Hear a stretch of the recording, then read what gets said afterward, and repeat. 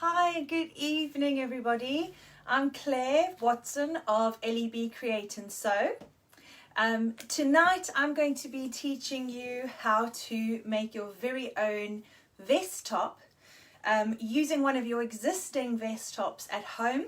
I'm going to be teaching you how to create a pattern, and you're going to be learning some fundamental basics on how to really add seam allowances, what grain lines and things like that are all about. So hi Anita, lovely to see you on. Hi Tanith. So I'm just going to wait a little bit more, a little bit longer. In the meantime, I'm going to just talk about what it is that we need. Hello Thalia, hi Kay, lovely to see you. So we're going to obviously need your vest top. You're going to need some paper. Hi Candice, hi Donalyn. We're going to need a tape measure. Okay, so your vest top, a tape measure. You're going to need some pins as well. We're going to use a set square, or if you have a pattern master, which I have, this is a fantastic pattern making tool. I actually can't make my patterns without this. Hi Karen. Hi Kathy. We're going to also be using a ruler, a pen, pencil and eraser. So I think we are good to get going. Hi Angela. So right, I'm going to get going. Any questions along the way, do let me know. We're going to start off with creating the pattern. Tonight I'm going to be talking about seam allowances, as I mentioned, grain lines, and then we're also going to talk about needles. And then I'm going to take you through to our fabric room here at Watson's Fabrics, and I'm going to show you some nice fabrics that would work really well in this style. So hi Karen, hi Jackie.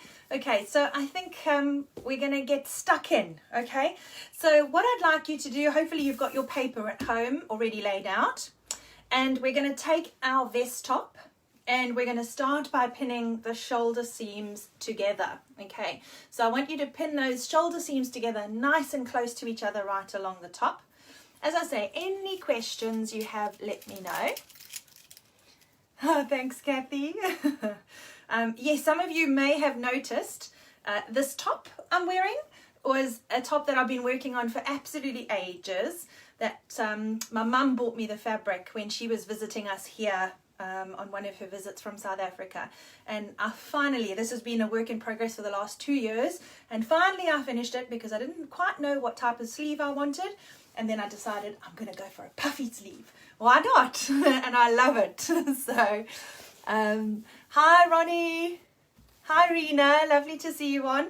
So you've pinned your two shoulders together. Okay, so we've got our shoulder seams together. We're now going to pin the two side seams together. So exactly the same principle. You're looking for those two side seams and you're going to put them together. So we're going to do it from the right side. Okay, so in other words, the outside of your garment is facing you. Now the reason that we do this, oh, that's okay, Meryl, don't worry, we only just started. So the reason that we always, if you're going to be kind of copying something that you really love, a pre-loved garment, you don't need to unpick the whole thing. Obviously, if it's a very complicated item, you will need to unpick the garment. But something like this is fairly simple, so it's quite easy to duplicate. So you'll see I'm just pinning through both of my side seams.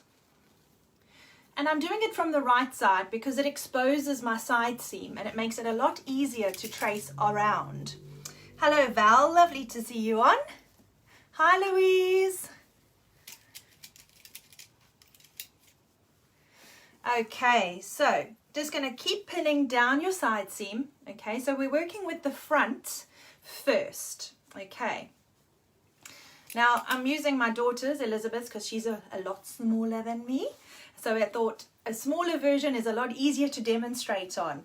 So hopefully that will help. Okay, so now you can see the whole thing is kind of joined together down the side seam. I'm now going to take this back section and we're going to tuck it in to the neckline so that we can just see the actual shape of the neck. and this is the armhole here. So the folded edge, so this is my fold. So that is the center front. Okay, so when we are duplicating a pattern piece like this, where we need another half to come to the other side of the body, you have a fold running down the middle of your garment. So effectively your fold line will become your straight grain. Okay, now the grain line comes into play in next week's lesson, or next week Monday's lesson, when we do the laying and cutting out and and stitching the top together. But basically what we're going to be doing is we're going to be starting with a straight line. So I want you to draw a straight line on your pattern paper. Okay, you might have stuck some pattern pieces, some A4 pieces of paper together, and that's absolutely fine. So I'm just going to make a nice long straight line.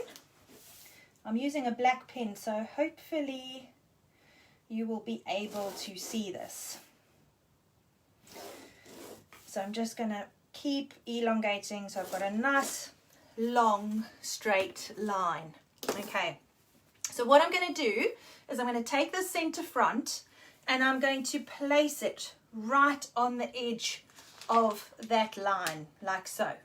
Okay, we're then going to take some pins and I want you to secure the top from your center front to the right and left. So all the way around you're going to pin the top in place. I am going to also use my pattern weights that we made earlier in the lessons, and I'm just going to position them on top so that it weights my top down. Okay, so I'm going to just tilt the camera so hopefully you can get a better angle a little bit.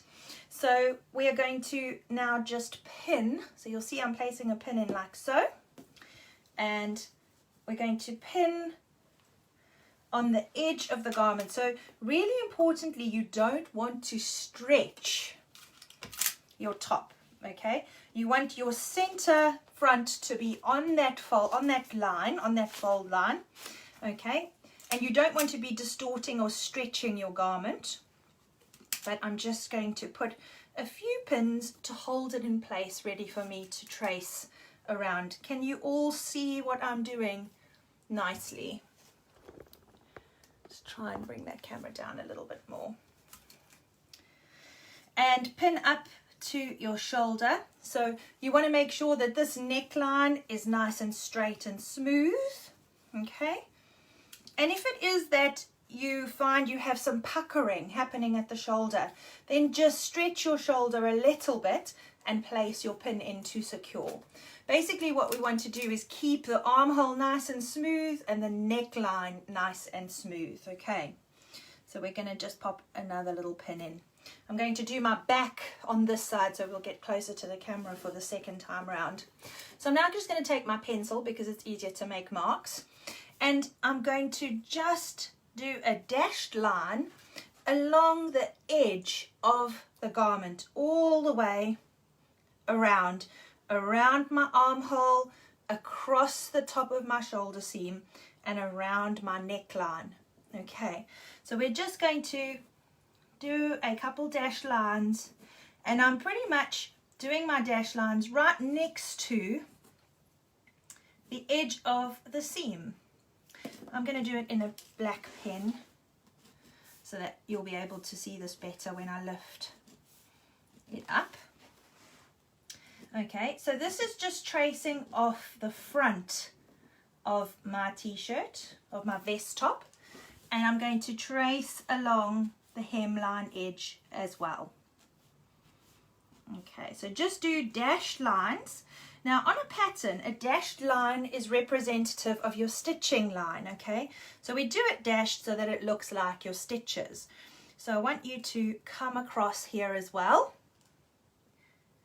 And again, just go as close to the curve of your garment as possible. So you're wanting to mirror the shape of the armhole. Make a little mark at the top of the shoulder, and then make a mark on the top of the shoulder at the neckline. Okay, we're going to join that shoulder seam up using a ruler, and then continue round the neckline. Okay, like so. I'm now going to lift the pins off. So all of my red pins are the ones that are just holding this in place. So when I lift this up, you will see I have a shape of half a vest top. So this is my front, okay? So what we're going to do straight away is we're going to label it up so that we don't get confused with our front and our back. So I'm going to write on here, front vest top. We're going to cut it out once on the fold, okay? So you're cutting times 1 on fold. Okay, so we're now going to join up our shoulder seam. Okay, so where I just did those 2 little markers there and there, we're now going to join them up together using a ruler, because we want our shoulder seam to be nice and straight. Okay, like so. Great. So what we're going to do next, so I'm hoping, let me move some of this stuff here, and then hopefully you can tell me, if you just can give me an indication, if you can see the lines on the pattern paper. Can you see what we've done so far? Is everybody kind of following? Am I going too fast, or is it okay? Okay. What we need to do next is we're going to put in our cut on fold line, okay? Okay, so what that means is I want you to take a ruler and, okay, I'm going to slow down a little bit. We are going to repeat this process again to do our pattern on the back. Okay, so we're going to repeat this whole process again to do the back of the pattern, okay? So where we've got our center front line here, so you can see I've got my neckline here, and you might want to write their neck, write on your armhole if you want to, if it just helps you to identify what is what.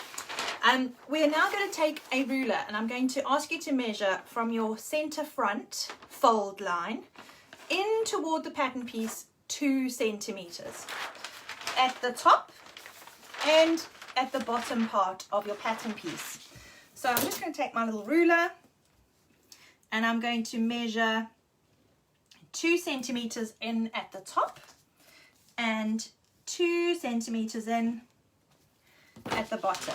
So just 2 little lines, one here and one there. And now we're going to join the 2 lines together 2 centimeters in. Okay, so I'm going to use my pattern master. It's got a little bit of a longer ruler, and I'm just going to join those 2 together. So what we're doing here is creating our on-fold marker. Okay, so you'll see now we have a line facing our fold, and on this side we have another line facing our fold. Now I want you to do a little arrow right here on the fold, like so, okay? And do the same arrow down here as well, okay? So pop in a little arrow, and you can write along that line, center, front, place and cut on fold, okay? So place and cut on fold.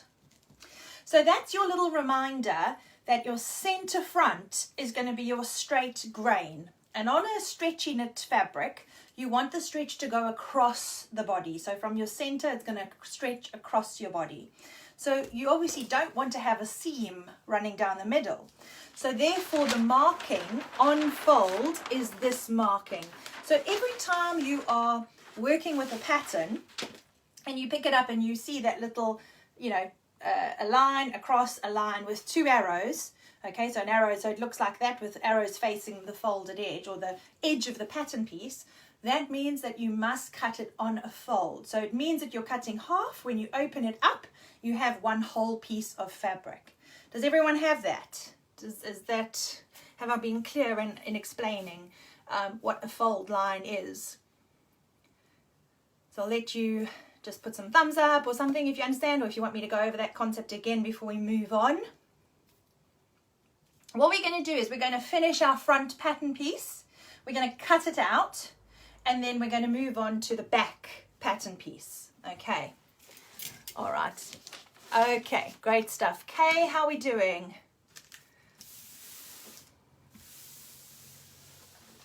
Fantastic. Okay. Oh dear, I just dropped my tape measure. I'm going to grab that quickly.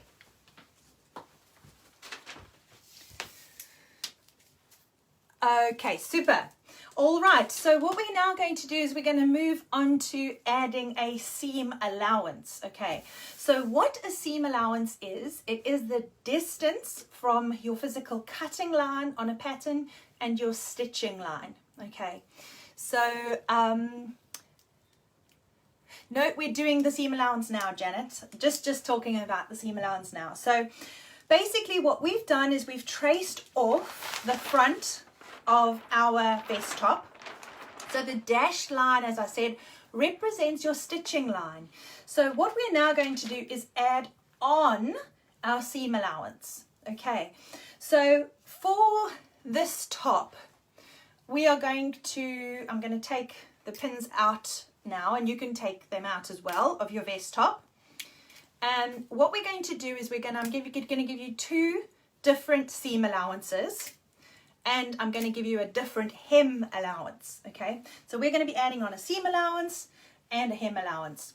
Now the way I've done the binding on this, so this is the inside of the garment. You can see it's really nice and neat, and there I've got it bound on the top. So what I've actually done is I've sewn it on the wrong side on the inside, and I've folded it over onto the right side so that you've got this lovely bound finish that's visible. The finished width of my binding measures 1 centimeter. So in other words, if you want your top as it is, if you want to add onto that, so say for example you think, oh, actually my vest is a little bit, you might see your bra, or if it is that it fits you really well, at this stage you need to decide, do you want to make it a little bit wider, or do you want to keep it exactly as it is? If we're keeping it exactly as it is, so here my top, I have actually measured to the edge of my armhole and the edge of the neckline, so effectively my finished edge. Okay, so what I'm going to be doing now is I'm going to add on the seam allowance to the side of my pattern piece. So we're going to look at our pattern piece and our side seam. So you could actually label that up and write side seam. Okay, so it's the side of the t-shirt, so the side of your vest. We're going to add what is normally known as a normal seam allowance of 1.5 centimeters. Okay, so we're going to be adding 1.5 centimeters, so 15 millimeters. So what I'd like you to do is to just measure 15 millimeters down the length of that seam. Okay, so just put your ruler, make a little mark at the 15, and pop your ruler on 1.5 and make a mark. So I'm just going to make a couple marks so you can see what I mean. Okay, so you can see I've got some little dashed lines here. Okay, I'm now going to join those up together, and that's going to create my seam allowance. So I'm going to use my French curve. Now you could line these up by eye if you like, or you could use your plate, a ruler, doesn't really matter. But I find the curved rulers really do help when I'm making my patterns. And it depends on the shape of the curve as to whether I'm going to use a pattern master or just a normal French curve. Okay, so there I've drawn in on a solid line my stitching line, my cutting line. So you'll see there is the solid, that's the cutting line, and the one that's dashed inside is my stitching line. So the difference between is known as my seam allowance, and I'm going to write in there 1.5 centimeters seam allowance. So write in your seam allowance so that you can remember it's 1.5 centimeters. Okay. On the hem allowance, we're going to add 3 centimeters. So you're going to apply the same principle. We're just going to look for the 3 on our ruler, place that on the hem edge and add the 3 centimeters. Now, I find that a 3 centimeter hem turning is actually really nice because it gives you a decent amount of hem allowance to be able to do some really nice top stitching. So it gives you a deeper hem allowance, which just gives you a better finished product at the end of it. So add 3 centimeters all the way along your hemline. And then we're going to just join that up again. How are we doing? Okay. So we're just going to join our dashed line together.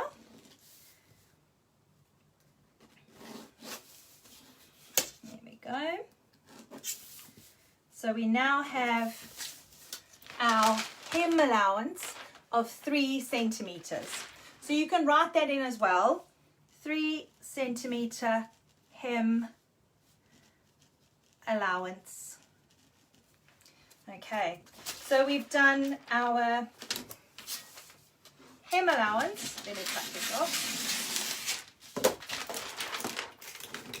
Okay, so we've got our hem allowance there, and we've done our seam allowance on the side seam.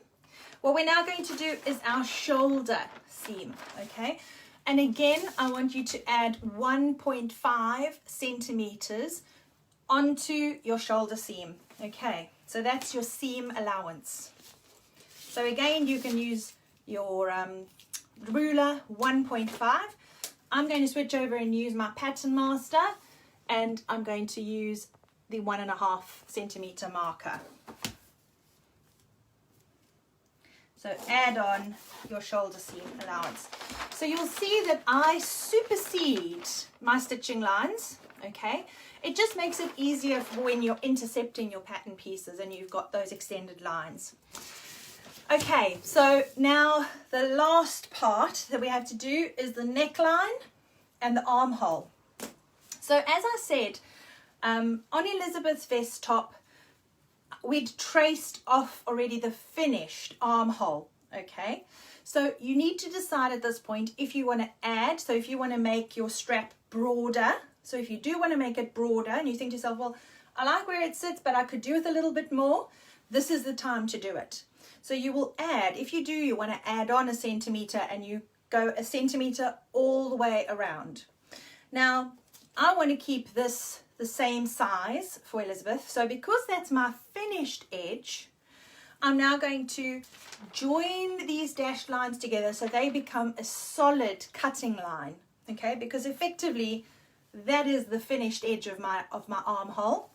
So I'm going to join them together so that they're just one long, nice, clean line.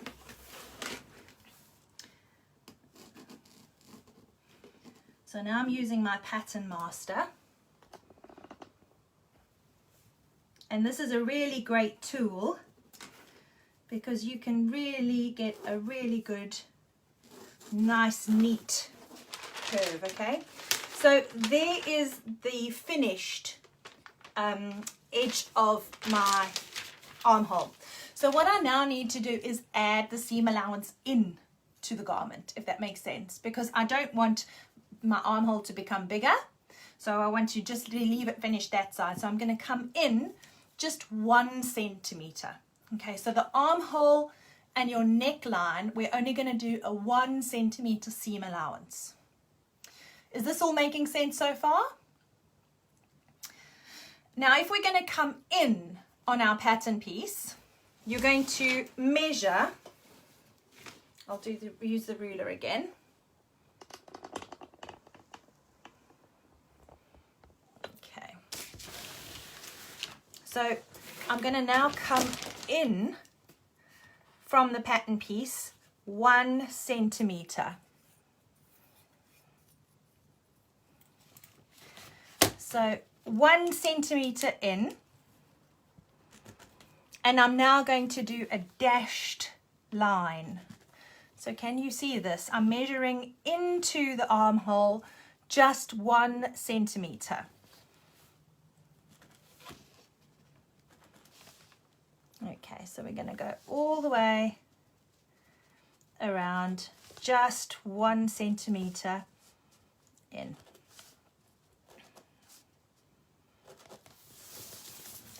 So we can see now that we have a 1 centimeter seam allowance, and this is the armhole. This is our neckline. So I'm going to do the same thing here, in that I'm going to join these together to make them a solid line.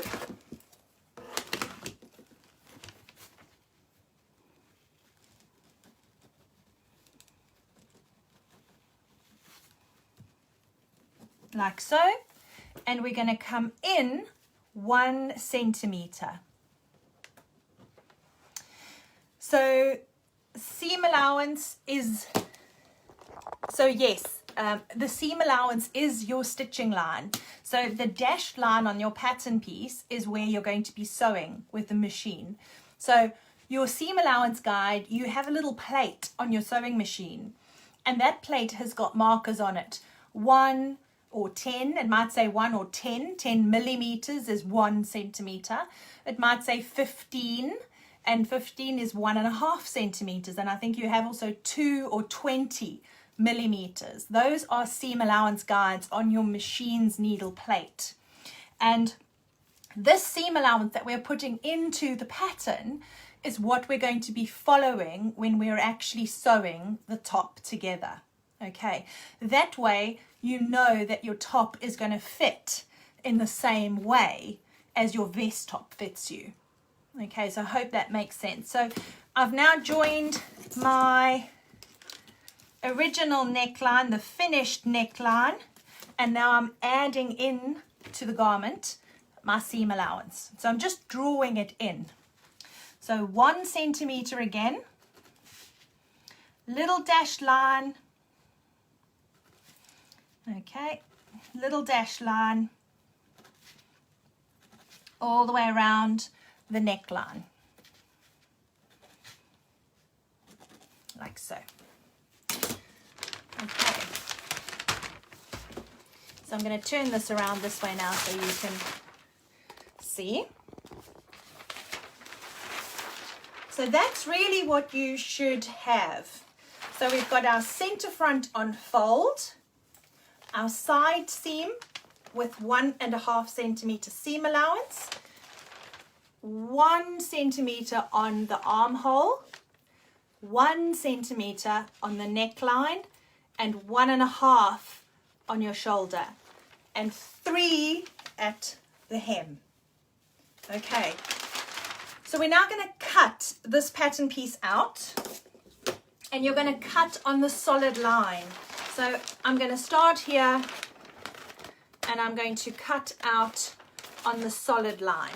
Okay, so we're just going to cut out the front of the vest top all the way around. So how many are sewing? Why did we, I'm just got a question from Anna. Anna's asking, why did we measure the neck and shoulder seam allowances inward, the garment? Okay, so the reason that we measured in is because we traced the outer edge of our armhole. So I traced here, I didn't trace here. Okay, so the difference, this binding is 1 centimeter wide. So what we did is we traced the finished edge, and then we put our seam allowance on the inside, because we're going to be sewing the binding on as basically we're encasing the edge of the seam. Does that make sense? I'm trying so hard to explain this, so I hope I'm making sense. So we traced off the finished seam. Okay, so we traced off the finished edge if I added a seam allowance onto this, it would then make the strap much wider when we finish sewing. So by tracing off the finished seam, I'm putting the binding onto my pattern piece, effectively the width of my binding. Dashed lines equal the stitching line, and the solid line is the cutting line. That's right, Wendy. Great, I'm glad you got that, Anna. Everybody else okay so far? We're going to carry on cutting out this pattern piece, and then on your center front, you're going to cut down the solid line. Okay, so just cut down the solid line.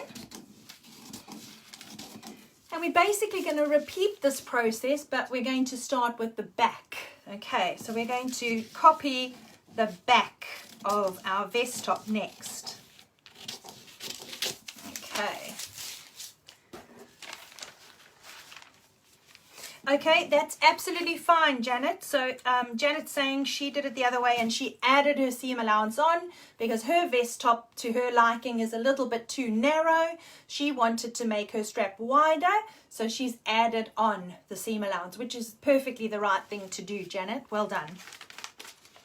So I'm just going to cut the outer edge.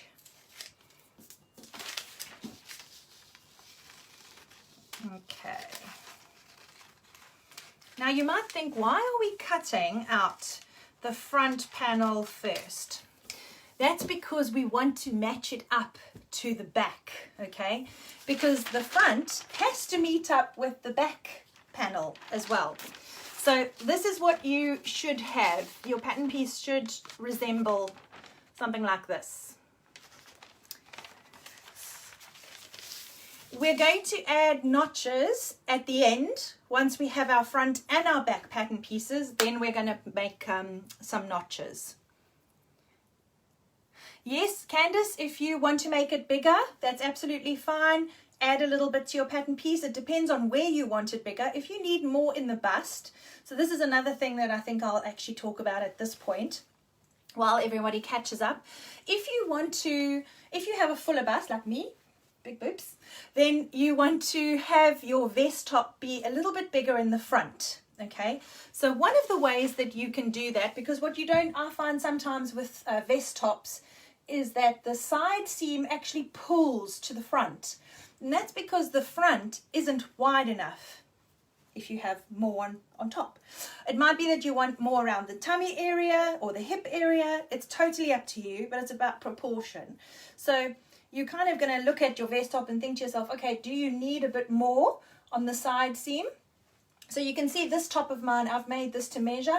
My side seam runs perfectly straight down the side of my body. If I was taking a normal commercial pattern, this seam here would be all the way to the front like this, and it would go sideways like that, because I need more, my bust prominence needs more fabric. So the same way on your vest top, you'll analyze yourself and go, okay, I've traced it off, but actually I want to have a little bit more on that side seam. What you would do is you would then add what you needed to your side like that. So you would give yourself a little bit more fabric where you need it. So it might be that you need a bit more on the waist, or you want it straighter. It's totally up to you. It's just about shaping it. The key is to shape your front before you do your back. Okay, so you basically want to get your front pattern piece to a point that it is ready to match up to the back once we've traced the back off. So I hope that makes sense. And Janet, you were saying that you wanted to have your shoulders and your straps actually a bit wider. So it might be that you think to yourself, okay, I want to have my shoulder, it might be that your vest top comes here and you want it to come here. Then just add 1 centimeter or 1.5 centimeters to get it where you want it to be. Okay, and then it's just a case of remembering that you adding your seam allowance back in only on your neckline and your armhole. Okay, the rest, so the shoulder seam, your side seam and your hem allowance, we're adding on top of the dashed line. Your armhole, your neckline, we're coming in with our seam allowance. So that's the dashed line. So if everybody's okay, we're going to move on to doing the back pattern piece next. So we're going to do the same thing, and we're going to start off by drawing another long line. Let me get my long ruler, it'll be a bit quicker. So I'm going to do the line here, so hopefully you'll be able to, if I do that, there we go, then hopefully you'll be able to see a bit better. So I'm going to just draw a nice straight line, and this is going to be our place and cut on fold for the bodice back. Okay, a nice long straight line. Okay, and we're now going to take the top again, and we're going to now pin the fronts together so that we have our back on fold. Okay, does that make sense? So we're going to take the front and we're going to put them together, right sides facing. Join your shoulder seams together using a pin. Okay. How are we doing? Is everybody enjoying this so far? I always find these lives are tricky because it's just me talking at you, but hopefully it's making sense. Okay, so, and I'm explaining clearly. If I'm not, please post a question and I will rephrase. So we're going to do the same. So I've joined my shoulder seams together. I'm now going to join the side seams together. Okay, so just double check that you are working with your back. Okay. Oh, thank you, Lou. Great, Anita. So join the side seams together again. So we're just repeating the process that we just did to copy off the front of our pattern piece. We're now doing the back of the pattern piece. Okay, so just pin those seams together nicely all the way down. Okay.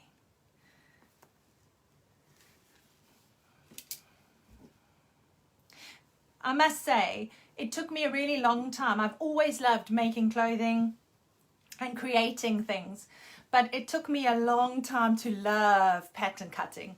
And now I absolutely love it, because I think if you stick to certain principles and you never take shortcuts, I mean, this is a shortcut that I'm teaching you, but if you, what I mean by sticking to your principles, the principles of being accurate with seam allowances and things like that, it really is, don't shortchange yourself, because when you are making your own clothes and you make a pattern for something, if you want to improve on that pattern or that style, you have the pattern then to revert to. So for example, this top is a perfect example. I made this top that I'm wearing from a bustier pattern that I made for my brother's wedding. So it was just this part, okay, and then I'd done like some little strap thing. It didn't have sleeves and it didn't have the lovely lace yoke. And I thought to myself, got this gorgeous material, and you know, getting the shape right is the first part and really important part. This bodice block that I ended up making for my brother's wedding, I have used probably 4 times in different styles now. And I made a toile for this. So a toile is where we test a pattern. So this was a woven fabric, and I didn't have this yoke section. So I had to get all the measurements and things correct, but then I check it by just sewing it up in a calico fabric or a cotton fabric so that I can check, actually, is it correct? This top, the process of getting it to a point where I was finished and happy with it has taken quite a while, but now I know that I'm so happy with the fit of this that I could easily change the sleeve. I love where the edge of this, the yoke meets the sleeve. I love the puffiness of the sleeve. But if I decided I wanted to turn it into a dress, I would just elongate or lengthen the pattern pieces because they'll go past my hips, and I can turn this bodice, this little top, this blouse, into a floaty dress. If I decided I wanted to do a nice long sleeve, I would just change the sleeve. But the main work of the actual bodice and the shaping and the fit is there. So what I'm trying to say is, every time you make a pattern from something that you like and you follow these little steps, test it, okay? Especially if it's something complicated like this. Test it in a calico, fiddle around, get your fit just right. Once you've got your fit right, you can then play with that pattern, and every time you make an adjustment, adjust the pattern, okay? So if it is that you're making this vest and you decide, actually I want to make it smaller, if you make it smaller on the garment itself, make it smaller on your pattern. If you forget to transfer those adjustments from the item you're making to your paper pattern, next time you come to use your pattern and make it, it's going to be exactly the same. So every time, if there's one of the things that I can recommend, is every time you make an adjustment to a garment that you're making from a pattern you've made, whatever you do to the garment or your calico, you do to the pattern at the same time. Okay, so we're now going to carry on with the back of our top. Okay, so I'm going to place the center fold. So we've got the back neckline here, and I'm going to place the folded edge on that straight line again. Okay, hopefully we can all see this. Okay, so make sure this folded edge is dead on that line, and make sure that your back armhole seams are together. I'm going to pop a few pins in just to keep them together too, because you will notice that your front of your vest and your back of your vest are a bit different from each other. So we're going to pin just the armholes together. So I can see I have a little bit of a bubble here. So basically what that's telling me is that I need, my back is longer than my front. So I'm going to probably need to trace this out. There we go. See, that's a little bit better now. So place the center fold, your center back, on the fold line.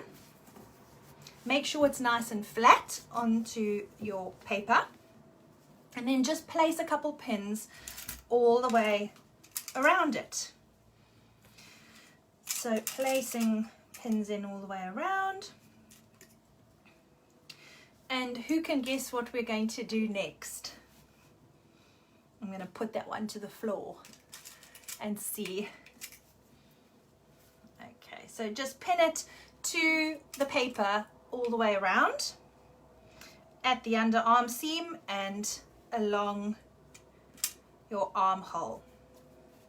Make sure that your center fold remains on the straight edge of your pattern paper where we drew the line. Yes, Anna, we're going to trace around it. That's right. Okay.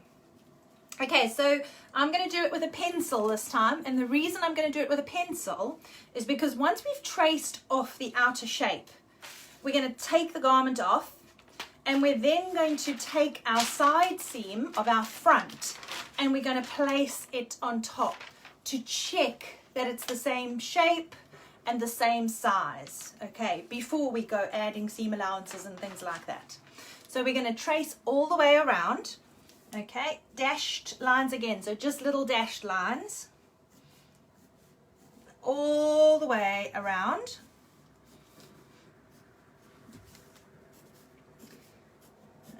Okay, because a dashed line represents a stitching line, doesn't it?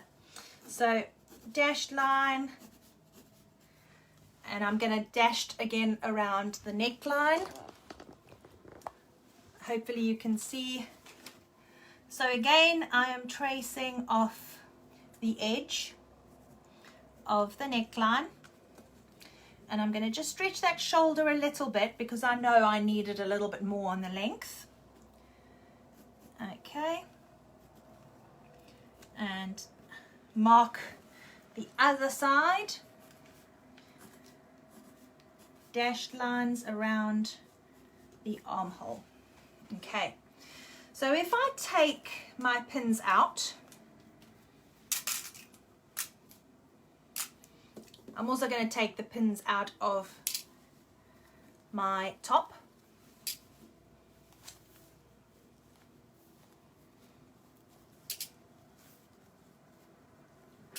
Okay, there we go. So my top is now free.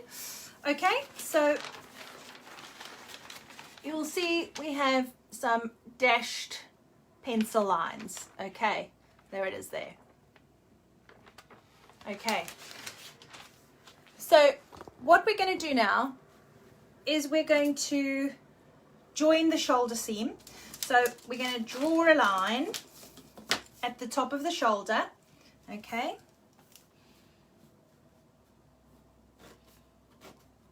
Okay.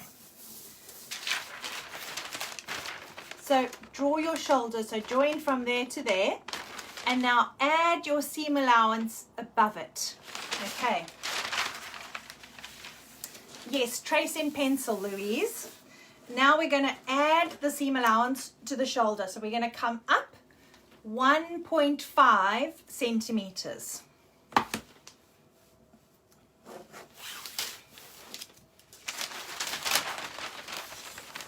Like so.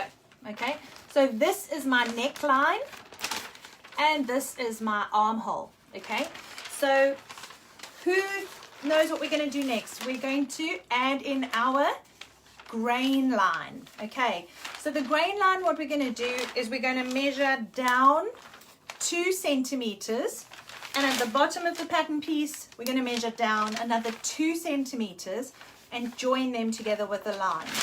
Okay, so if I place that there, this is my center back, so I'm going to measure 2 centimeters at the bottom, 2 centimeters at the top, and I'm going to join them together. Oh. Okay, join them together like that.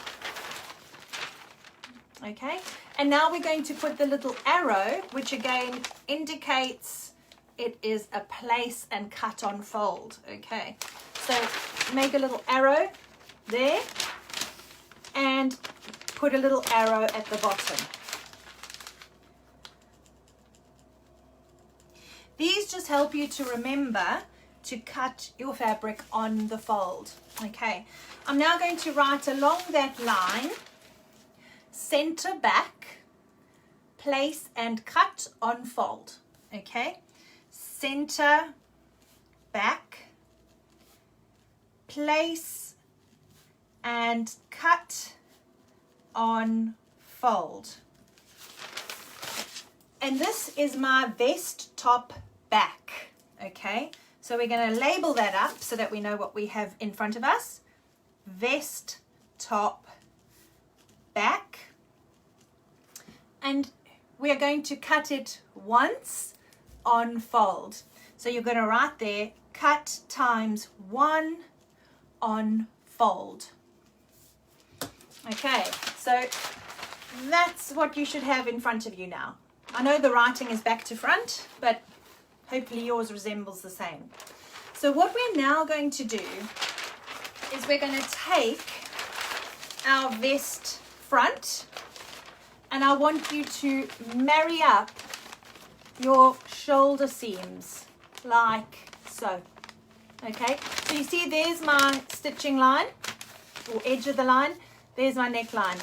So use your outer edge of your seam and put the shoulders together at the top.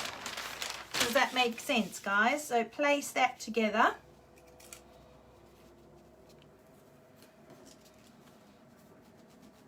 And then just draw the two together. I love it. I'm like, did he write it back to front too? I didn't know that. Thanks, Wendy. And then mark off the front as well. So I'm going to place a pin in there so you can see. So mark the edge of both sides. Okay. And then you're going to curve. So I'm going to use this ruler because the back neckline is higher than the front. So you'll see the back of this neckline is higher than the front. But you can see here the seam join, so they are joined together, okay? But you can see it's really, really smooth, okay?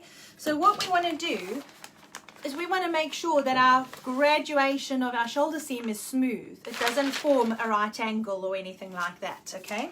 So what I'm going to do is I'm going to join the shoulder seams together,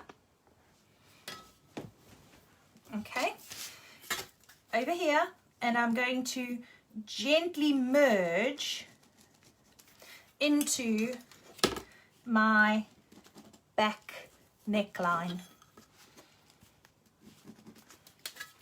And the same with the shoulder. I'm going to gently merge with the armhole.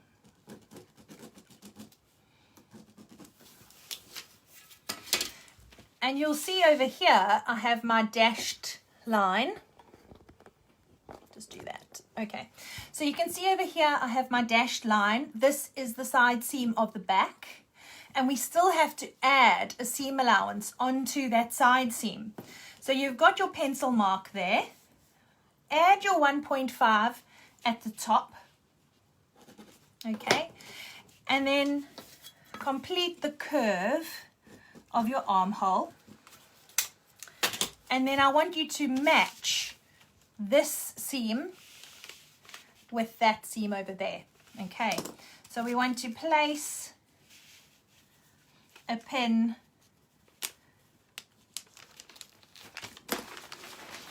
like so.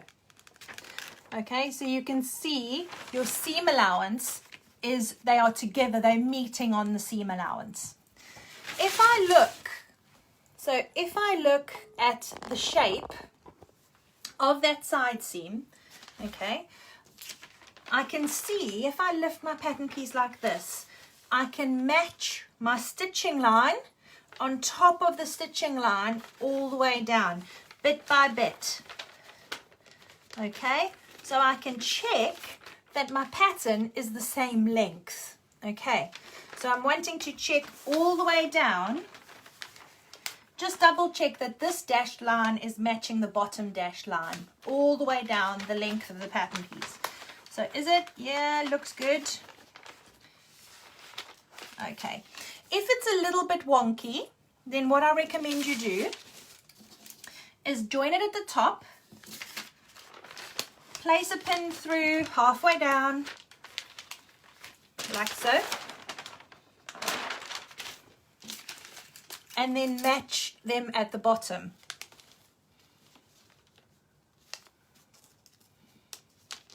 Like so. Okay.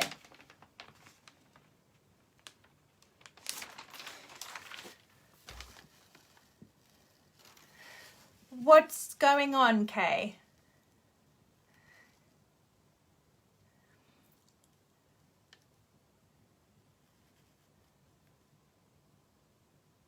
When you put your back on top of the front piece,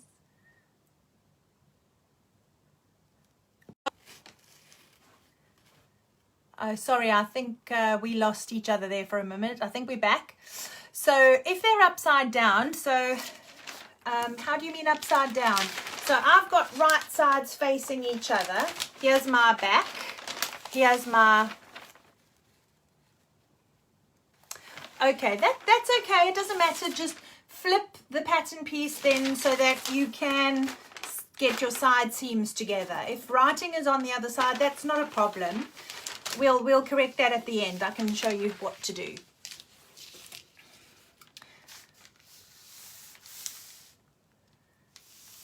Okay, all right. So, and Donalyn, you're lost. Okay, all right.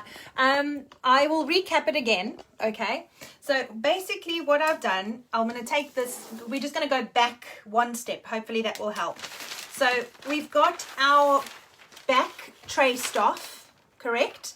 So we've got our seam allowance on our shoulder, and we've done the stitching line down the side seam, and we have our center back on fold. Okay, you're going to take your front pattern piece and join them together at the shoulder. your front on fold and back on fold. So you want your necklines to be together, that side, and you want your armholes to be the other side. If it is that you have drawn, that you have both pieces like this, then just flip it over so that your side seam of your front is matching the side seam of your back. I hope, and we're going to start by joining the shoulders together. Okay, so we're joining our shoulder seams together.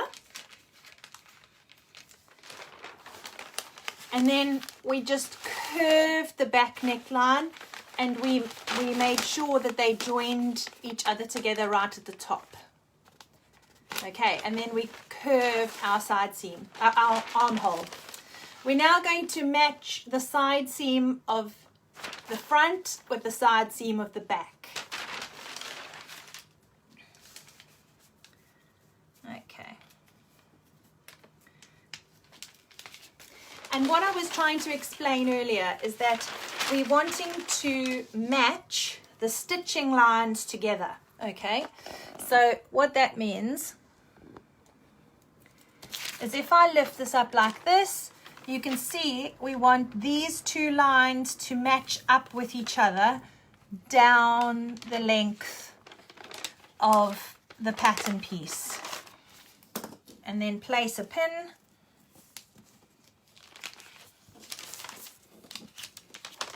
So down to the bottom. Place a pin. Okay. The reason that we're doing this is just to check that they are then the same length. What we don't want is to do both pattern pieces and then one is shorter than the other. Okay, so now you can draw a solid line all the way down, matching that curved edge. Okay, so you can just mirror this edge of the seam.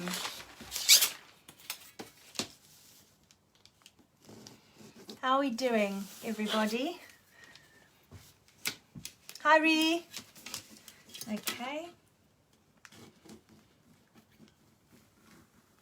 So just draw along the outer edge. Okay. And then we're going to draw along the bottom. Okay.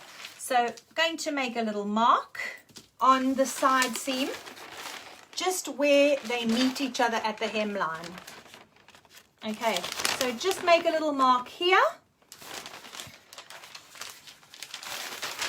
like so, and we're going to cut that seam, the rest of the paper away. Okay, so cutting that away.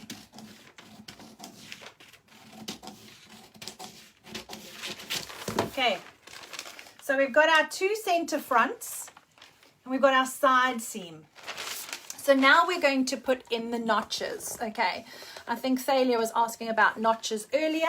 So notches is really important. We're going to put notches into this pattern piece so that when we are joining up our side seams, the notches are going to help us to make sure that we're stitching the fabric together at the right rate. And when you're working with stretchy fabrics, it's really easy for one of them to move more than the other. So you would get to the end of a seam, for example, and you'd be stitching along if you had no notches, and you would get to the bottom of your seam, one would have stretched more than the other, and you end up with this happening. So where one layer is now a little bit longer than the other. So if, I don't know if anyone has had that happen when they have worked with stretchy fabric. Meryl, you're saying your front pattern piece is wider than your back, so the side seams don't match together.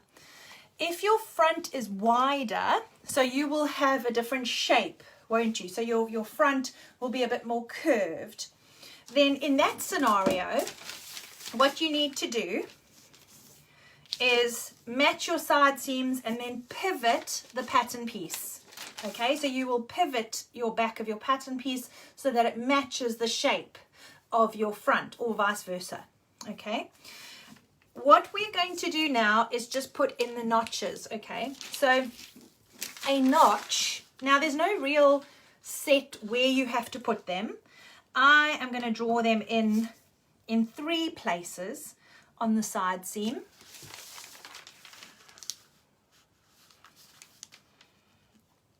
Okay.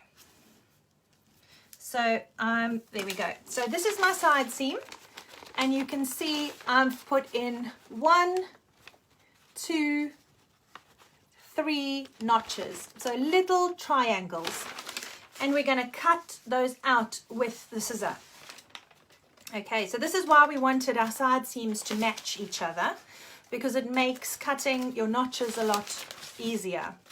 But as I say, if you have got one that is more curved than the other, so if I demonstrate like this,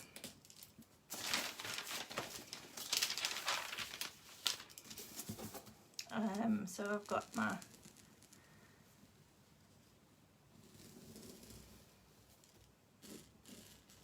okay.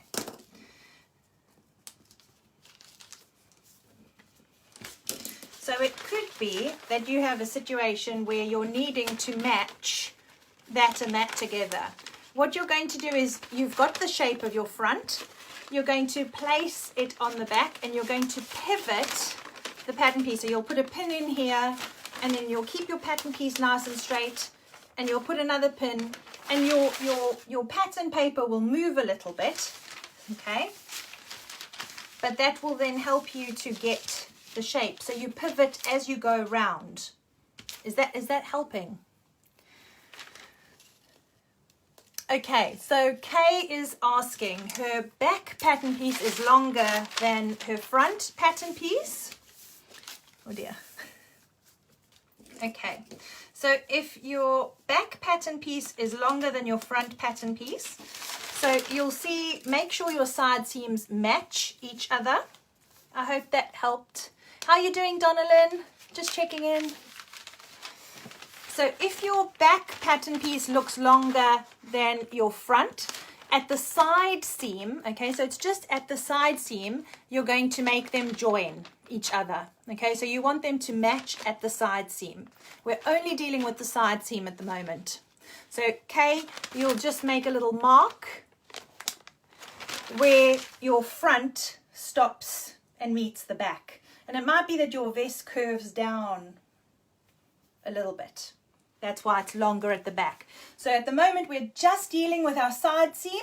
So we want to make sure that they meet at the side. It might be that then you curve and we dip it later. This is just about making it marry up from here to here on your side seam. Okay, so make a little mark at the bottom. Now we're going to lift, because we've got our notches in place. Okay, so we've got our 3 notches on the side seam. So now we're going to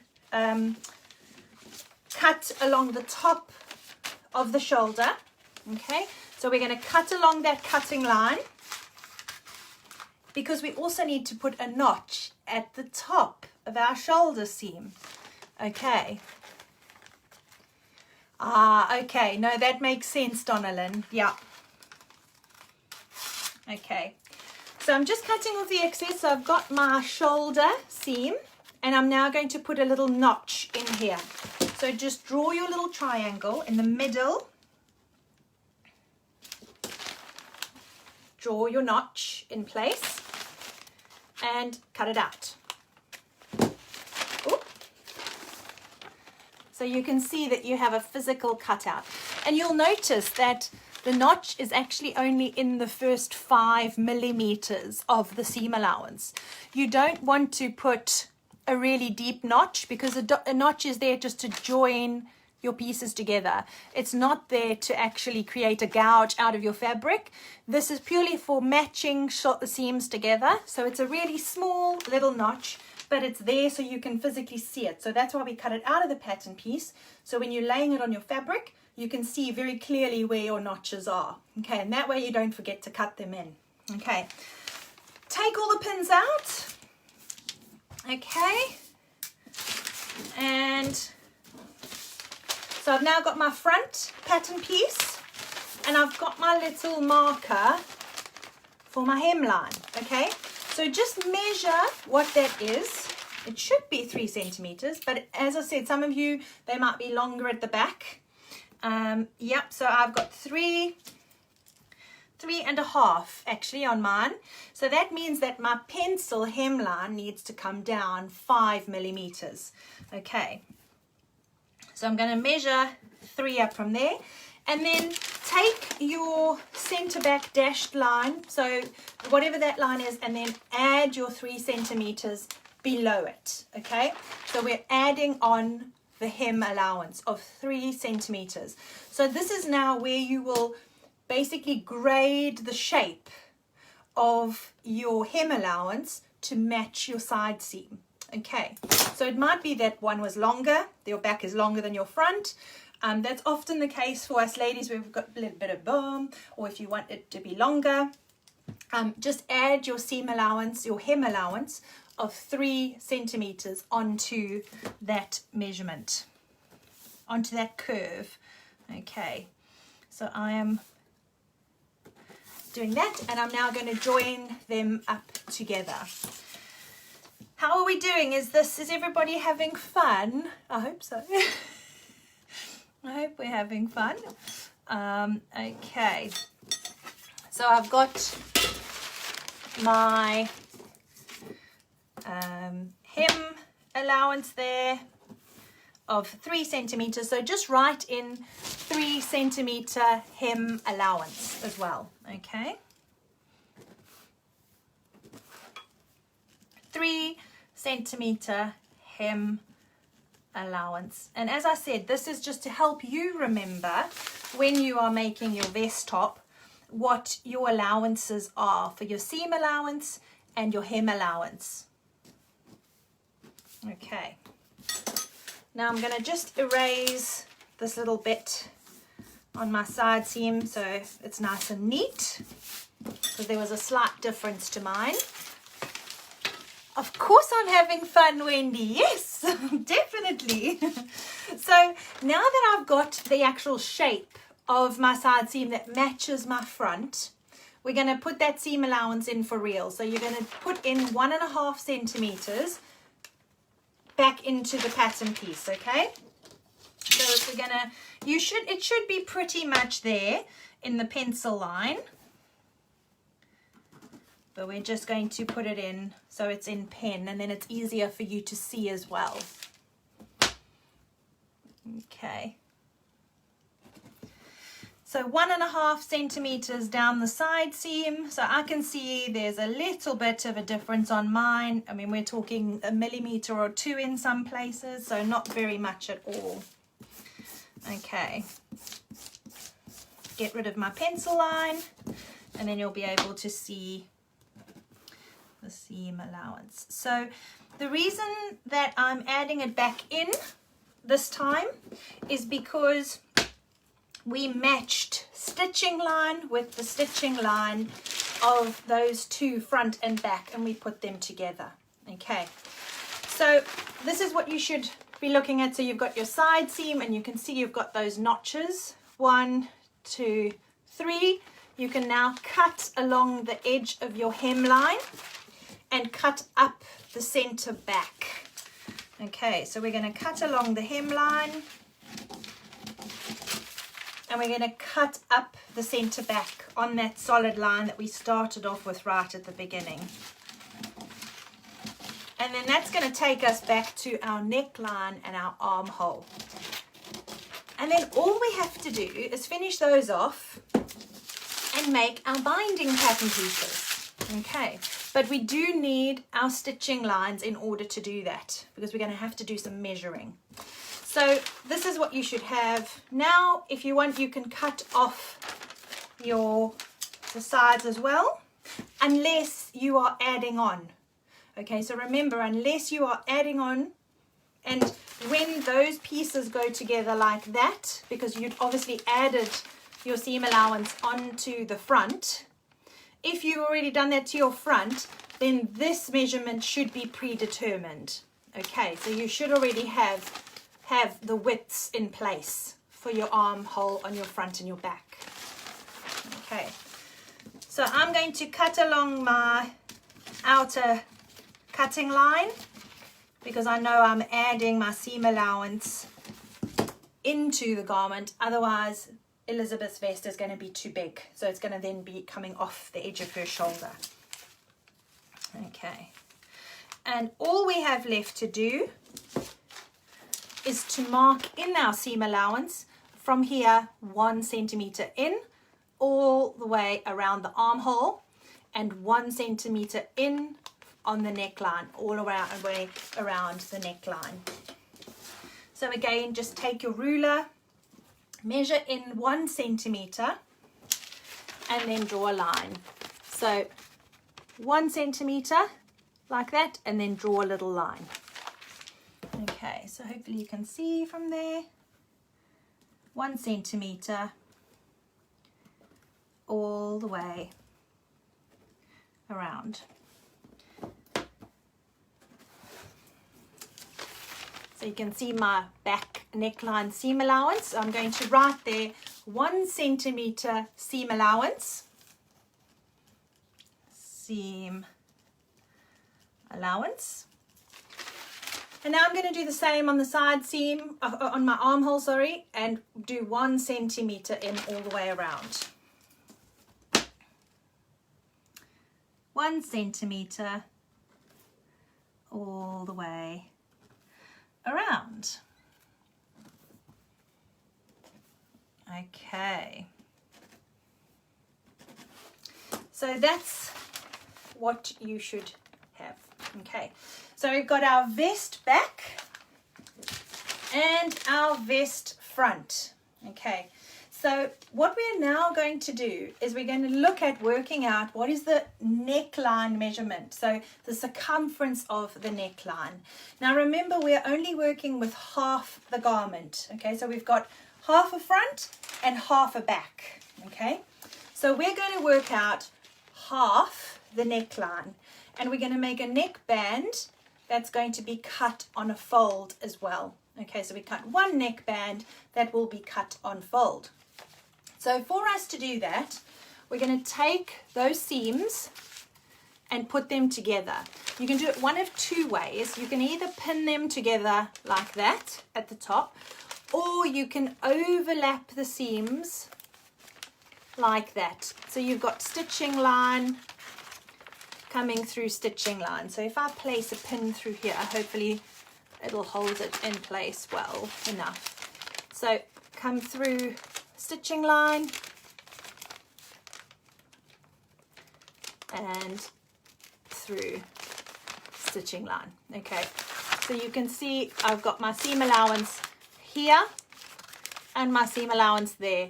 So if they were sewn together, that's my neckline there, and here's my armhole here. So we've got half an armhole, front and a back. Well, that's one armhole.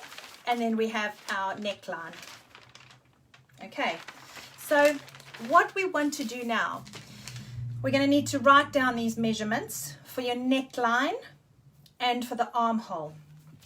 Okay, so keep a little piece of paper handy, and I'm going to show you a really neat trick on how to measure curved seams. Okay, so this is really why we needed to have the stitching lines in place.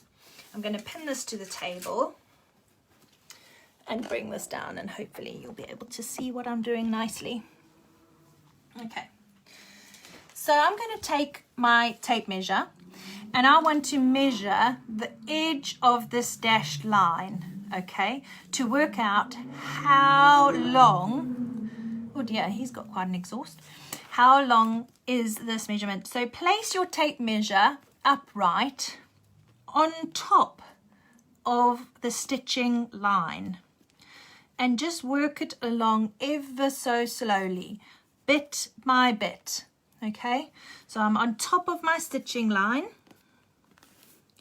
all the way around the curved edge. So I'm placing that on top of my stitching line. Okay, so my neckline measures 22. Okay, so I'm going to write on a piece of paper, neckline equals 22 centimeters. Okay, I'm going to do the same and measure the stitching line of my armhole. Okay, so I'm going to write here armhole equals, and do exactly the same thing. So I'm going to measure on the stitching line 1.5 in. Okay, so I'm going to measure from here all the way around to here. Okay, so we're going to measure from the stitching line all the way along to the stitching line. Okay, so keep your tape measure right on that stitching line, bit by bit, all the way around the seam.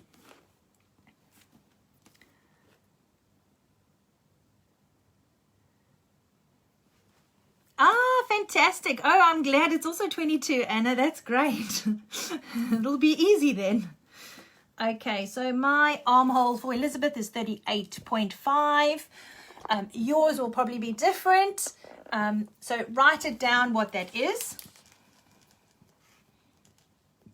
Okay. Now, these measurements don't have a seam allowance on them, okay? So we're going to now draw some straight strips. We have our actual measurements of our neckline and our armhole. Okay, well it's half of the neckline, and we have the whole armhole. Okay, because our armhole we're cutting twice. You're measuring the stitch line. So Kay, you are measuring. You're measuring on top of this, you're measuring on top of the dashed line. Ding, ding, ding. Okay, so we're not measuring that bit, this side seam. You're only measuring your stitching line. Okay, great. Good. Okay. So we're now going to just draw another straight line, and we're going to now make the binding pattern pieces. So get your paper, keep your measurements to hand. Pull my paper out. Okay. And we're going to draw another straight line. Okay. So just draw another straight line like so. Now, when it comes to the binding, okay, I said to you that we have allowed a 1 centimeter seam allowance for the binding. Now, with this bias binding, you'll see on the wrong side, you've got a beautiful edge of binding on that side and on the right side. So because we have a seam allowance of 1 centimeter, we are now going to need 4 centimeters wide binding, okay? And that's because the binding has to be folded in half and then in half again. So in other words, if this is my piece of binding, which we're going to measure out now, so you're going to take your straight line and you're going to measure 4 centimeters and 4 centimeters, and it's going to be the same size width-wise, 4 centimeters for your neck and for the armhole. So what's going to happen is, if this measures 4, our binding is going to be folded 1, 2, 3 times. So in essence, that's what we're going to finish with, is 1 centimeter. We open it up, we have 2 folded edges, okay? So what we end up doing is we take the binding and we attach it to the wrong side of the armhole or neckline. That gets folded and folded again onto the right side. So this we're going to do next week when we're stitching it on, but that's why we need 4 centimeter wide binding, strips of binding. So now to work out roughly how much binding you need. So it totally is going to depend on your stretchability of your fabric as to how long your strips need to be. So what I'm going to suggest that we do is for our neckline, so whatever your neckline measurement is, mine is 22, I'm going to take off 1.5 centimeters first, because it totally depends on how stretchy your fabric is. Okay, so I'm going to take you through how to adjust that next week when we're actually making the top, because it depends. Lots of different fabrics have different levels of stretch, from 20% through to 80% or even 100% stretch, and I'm going to explain that a little bit later. So for now, you're going to take that measurement, whatever your neckline measurement is, you're going to take off, so you're going to minus 1.5 centimeters. Okay, minus 1.5. Okay, now whatever that leaves you with, okay, you are now going to measure that out on your straight piece of paper. Okay, so I've got 20.5. So I'm going to measure, we're going to square up from your straight line. Okay, now you can use your set square at this stage, and we did this on, I think it was the straightening of the fabric, and on the pattern weights we also squared up. So what you're going to do is place this edge on your straight line like so, and make sure that it is straight all the way along here. Then you're going to square up. Okay, so I'm going to do this on the table, and I'm going to square up, and this gives me a 90-degree angle to start with. Okay, this we're going to call CF, which is center front. Okay. No, so we're only working with half the neckline measurement. So when you measured from center front to center back, that's the only measurement we want to work with at the moment. We don't want to double it. Okay, so we're just working with that one measurement.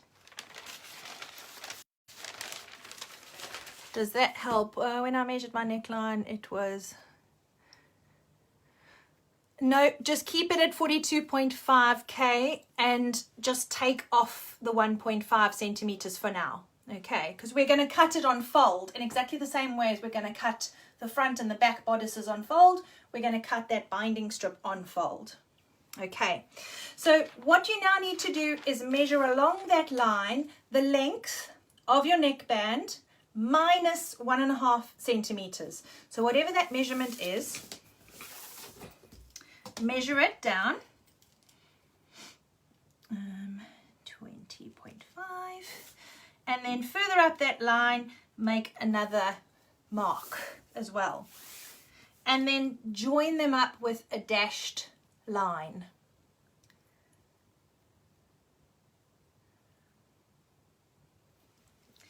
So the reason that we are just taking away 1.5 at the moment is we want to make the neckband a bit smaller, because when we make our binding, we want to stretch the binding onto the neckline.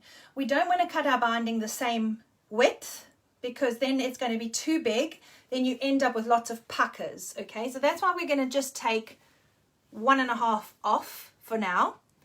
And the reason that we're doing that is just to reduce that neckband a little bit. Next week, and it's just so that you've got your strip ready to cut when we cut out our fabric. Next week, I'm going to show you how you adjust it depending on how stretchy your fabric is.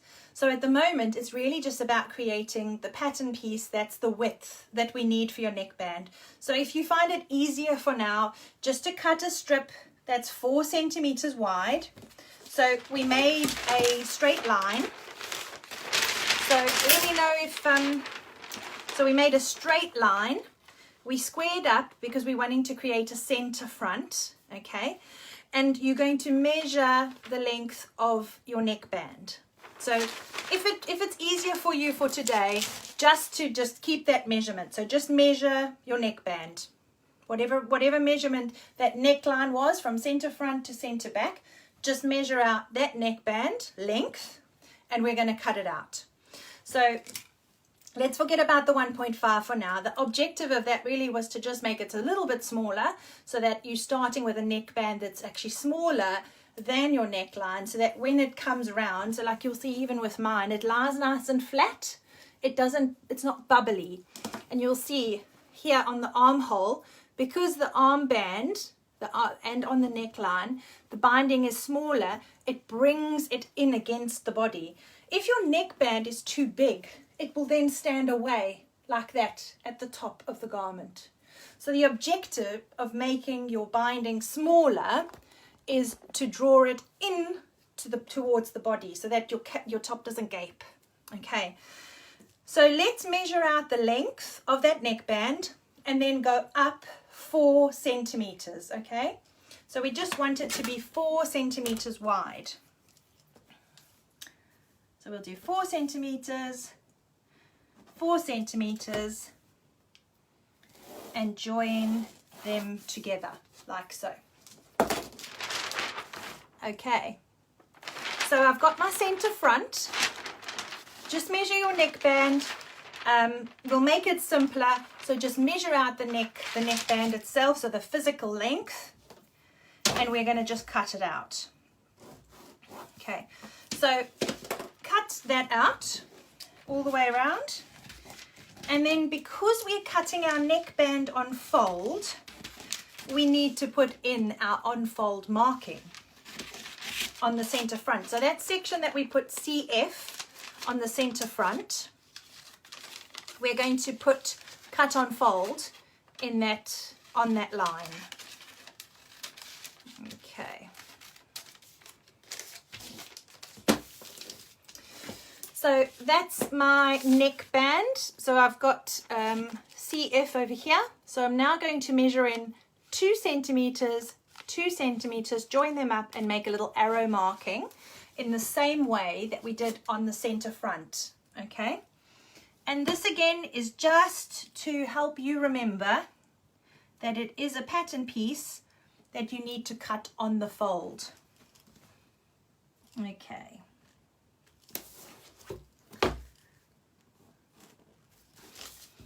So do your little arrows,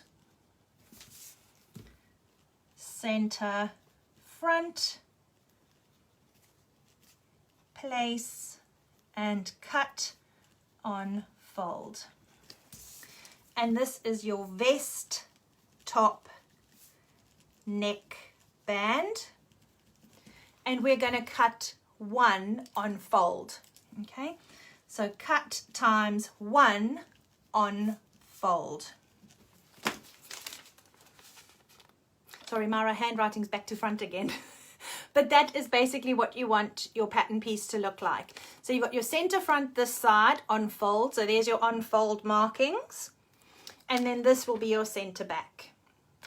So you could write there center back. Okay.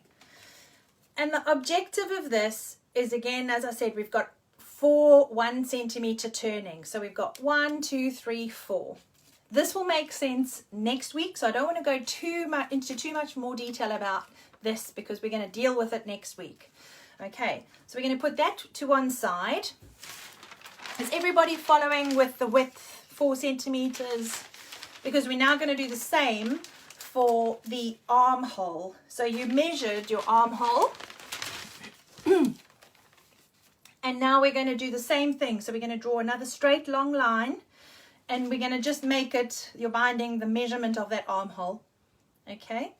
I'm not going to worry about taking off and adding seam allowances because it's actually much of a muchness at this point. So we're just going to measure the strip.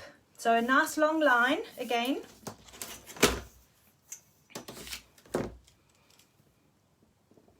So make a long line and then again just square up. So this is my long line. I'm going to take my set square and I'm placing it on that solid line, and I'm squaring up like so. And this will be my side seam. Okay, so we're going to measure the side to mark out your side seam now. And now I'm going to measure along from here along the length of my armhole. So I'm going to use my tape measure, and it was 38.5, measure 38.5. And on this side, I'm going to square up as well.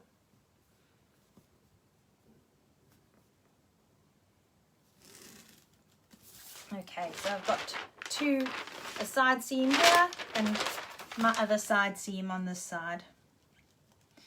I now need to measure up 4 centimeters. So 4 centimeters. Okay, so 4 centimeters,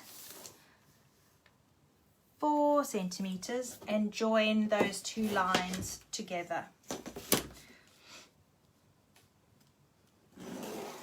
How are we doing, everybody?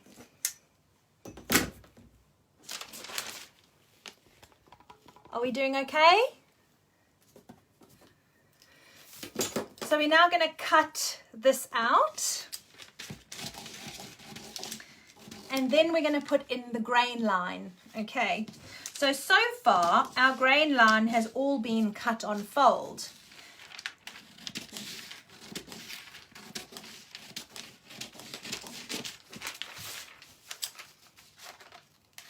So just cut out your armhole binding.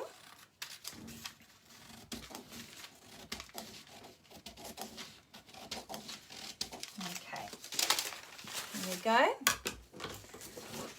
Okay, great. Wendy, you got it. Angie, you got it. Great. Jackie, you got it. Anita, great. Karen, great. Thalia, great. Okay.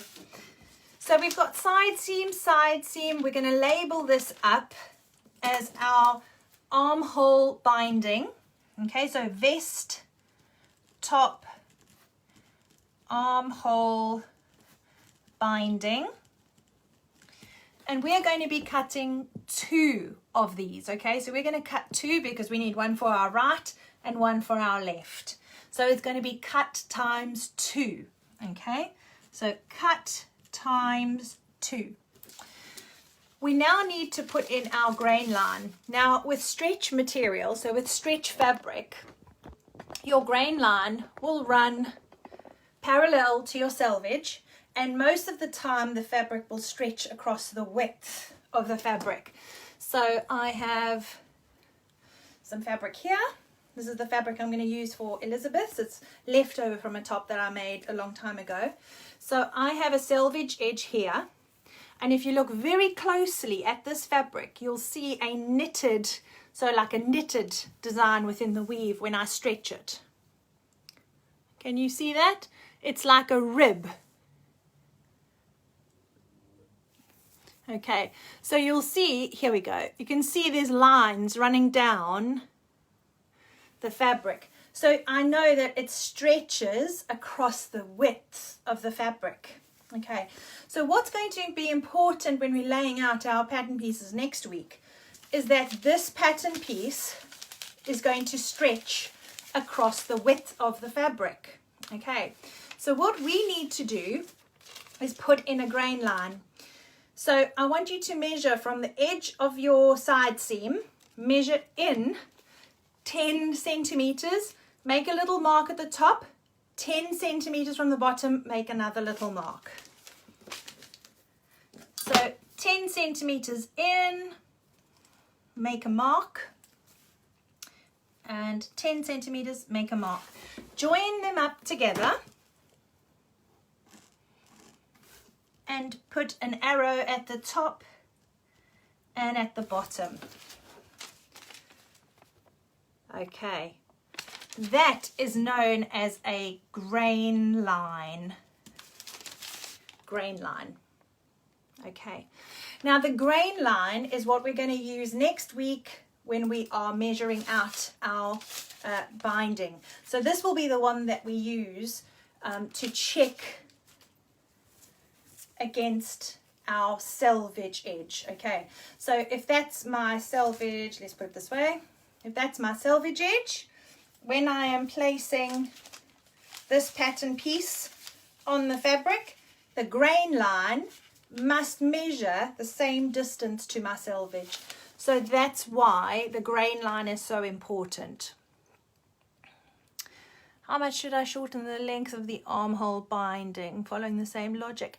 So at the moment, Anna, what we're doing is you are just going to make it exactly the measurement of the armhole. So we're not going to take anything away, because in theory, if we put these seams together and join them together, we would be making the armhole smaller. Does that make sense? Because we haven't added a seam allowance onto it. So if we take away a seam allowance, we're making the armhole smaller by 2 times 1.5. So does that make sense? Okay. How's everybody doing? Because that really concludes the pattern part of today's lesson. We've got our armhole pattern piece, cutting 2 with a grain line. Okay, so we've got side seam, grain line, and we're cutting 2, and that's going to make up the armhole. Okay, we've got 1 neckline pattern piece which is cut on fold. So remember your fold. These 2 little pattern pieces we're going to deal with in detail next week. Okay, so long as they measure 4 centimeters wide.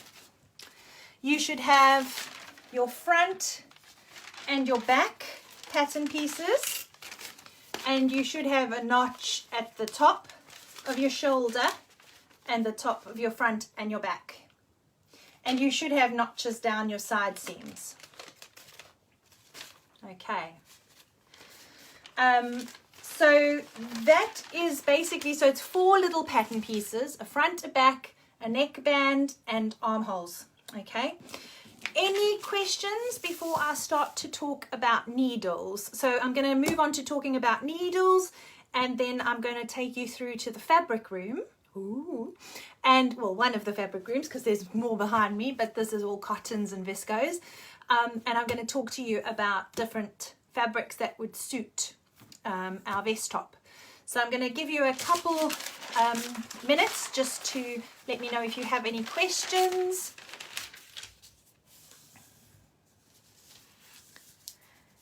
Yes, I'll take a photograph of what they look like, Candace. I'll take a photograph and post on the event page, on the Facebook Live event post, to show you what the pattern pieces look like for the neckband and the armholes. That's not a problem. I can do that.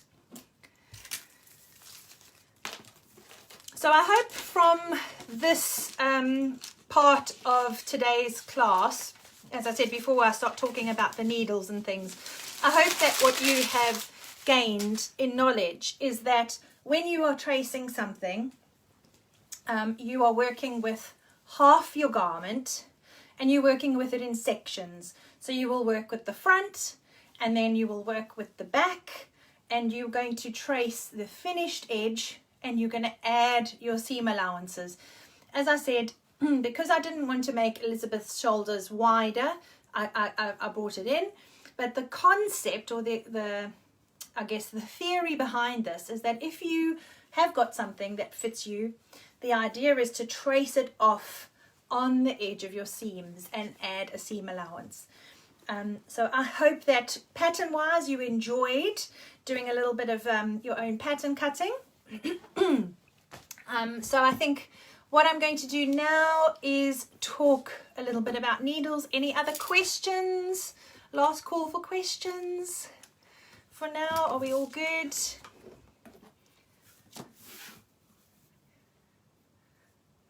I've got there's quite a few different types of stretchy fabrics that I'll be talking about this evening. So I'm going to move on now to needles then. There's lots of thumbs and hearts and things going on. So I'm going to talk about the needles. So when you work with stretchy fabrics, you need to work with the right kind of needle, okay? Otherwise, what's going to tend to happen is you're going to be left with holes in your fabric. You're going to have puckering. And really, when it comes to knitted fabric, so jerseys and stretches, you don't really want to be left with holes, because what's going to happen is, like tights, anytime any tension is put on that hole, it's just going to grow bigger and ladder. So needles are really, really important, and using the correct needle is very, very important. So for the different types of fabric I'm going to talk with you about, there are predominantly two types of needles that you will use. One will be jersey. Okay, now I use Schmetz needles and always have. I have tried the cheaper brands and they tend to break. They don't tend to last as long as Schmetz do. So I am a bit of a, excuse me, I need some water. I do prefer Schmetz needles by far. So jersey, you get different types of stretch fabrics. You get fabrics that have got a little bit more lycra in the content. So therefore you would need a needle that is capable of working with more kind of synthetic stretch elements within, or composition within the fabric. Jersey needles you will use predominantly on knitted fabrics. So knitted is like this viscose jersey. So things like, you might want to note these down. Viscose jersey. So this is a viscose jersey. It's got quite a good drape to it. The handle is really, really soft. And you can see again, when I stretch it, you can see you've got those knitted lines running down the length of the fabric. So a viscose jersey, for example, I would use a jersey needle. Now you get different weights. This is an 80/12. We sell these on the website on Watson's Fabrics. An 80/12 is a very good weight for most knitted fabrics.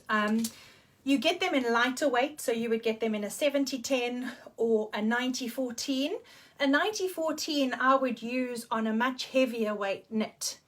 So for example, I have here a loop back modal jersey. So again, from the right side, if I stretch it, you can see it's got that kind of knitted lined effect. You don't really see it when you see the fabric like that. The back of this is looped, so it's a looped back jersey, so you can see it's kind of bubbly. And when I stretch it, again, you've got that knitted effect. So this is a thicker weight than the viscose jersey, for example. So I would want to use a slightly heavier needle. Okay, and that's just because when you're stitching, you want your needle to be strong enough to move through the fabric at the speed the machine is moving. Okay, so I wouldn't use a 70/10 jersey needle on modal, this loop back jersey, or on sweatshirting, for example, because the fabric is much thicker, so the needle needs to be stronger to penetrate through the layers at speed. The fabric that I used for Elizabeth's top is a cotton jersey. So it's a cotton knit. So it's a bit difficult to see, I think, with the stretch, with the print, but hopefully you can see. But it's got a good level of stretch. So this has got cotton and elastane in it. So it's got a slightly kind of more cotton, well, it's definitely got cotton in it, so it's a slightly heavier handle. Cotton is natural, as is viscose. So both are really good options in terms of fabric to use for t-shirts and summer tops and vests and things like that. And this is, again, as I say, cotton. I would use the jersey needle, the jersey or the ballpoint needle. If you were working with lycra, so I've got a little sample here of a lycra based fabric. So this is more like your sportswear.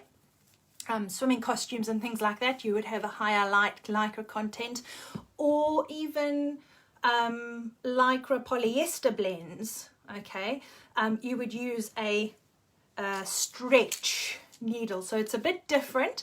So the stretch needles you would use on the lycra or higher elastane and man-made fibers. You would use the stretch needles. So it's either stretch or ballpoint.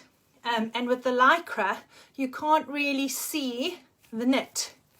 Okay, so you can't really see which way it's stretching, and it stretches both width-wise and lengthwise. Okay. Yeah, the blue ones. Yes, probably, I mean, you still can get Schmetz, so I don't think in South Africa, so you're saying you can't get jersey or ballpoint, but I think most times the knits in South Africa are of a higher lycra content, aren't they, Kathy? You can cheat, so when it comes to doing the hem stitching next week, I have done 2 parallel rows of stretch stitch, okay? So you'll see my rows are nice and straight next to each other. Now that's just following my seam allowance guide and making sure that my stitches are nice and straight.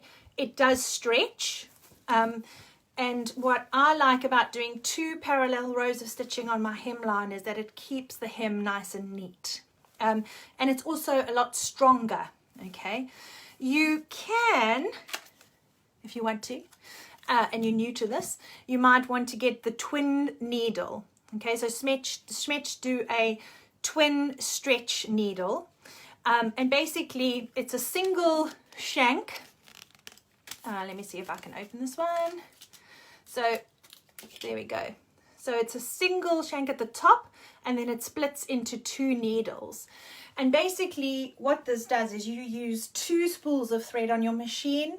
One goes through the right needle, so you would thread them up together through your sewing machine.